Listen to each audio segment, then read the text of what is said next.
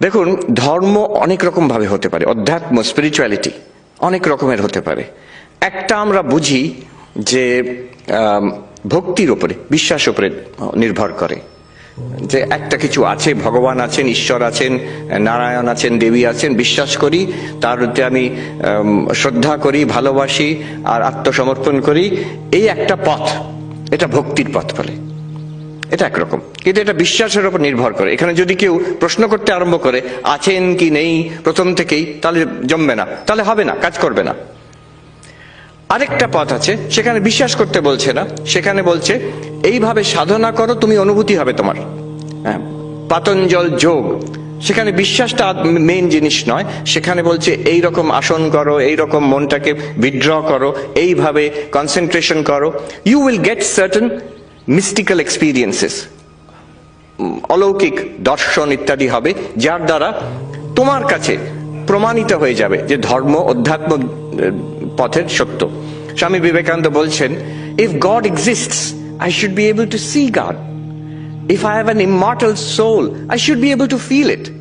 যার জন্য নরেন্দ্রনাথ দত্ত বিবেকানন্দ হলো।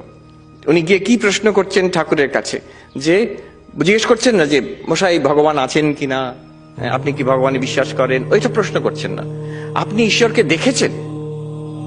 দ্যাটস অ্যান এম্পিরিক্যাল কোয়েশ্চেন, বিশ্বাসের কথা নয়, অনুভূতি হয়েছে কিনা। That's the path of mystical experience. Mystical experience কেন বলছি? যেহেতু যে অনুভূতির কথা নরেন জিজ্ঞেস করছে ঠাকুরকে, যে অনুভূতি ঠাকুরের হচ্ছে সমাধিতে, মা কালীর সঙ্গে কথা বলছেন, অনেকবার বর্ণনা আছে, তিনি সমাধি মন্দিরে, কেউ বেলুমঠে সে জিজ্ঞেস করছে কথামৃত যে সমাধি মন্দিরের কথাটা লেখা আছে, এটা কোন কোন মন্দির বলুন তো।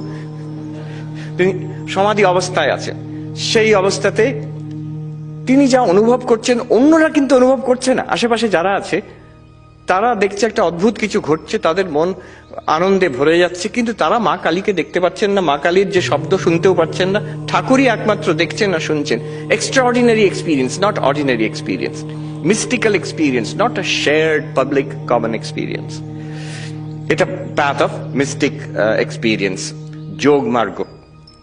The difference is, আগেরটা ভক্তি মার্গটা বিশ্বাসের উপরে অন্তত আরম্ভ হয়।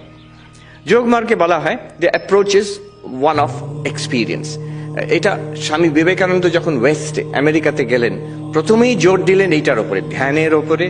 তার প্রথম বই সেখানে, ওই নিউ ইয়র্ক বেদান্ত সোসাইটি যেখান থেকে আমি এসেছি, সেখানেই পাবলিকেশন ফার্স্ট, রাজযোগ। উনি ট্রান্সলেশন অফ পতঞ্জলি যোগ সূত্রস উইথ হিজ ওন কমেন্টারি। দেখুন, ওখানে উনি স্ট্রেস দিলেন অন সামথিং দ্যাট ইজ এম্পিরিক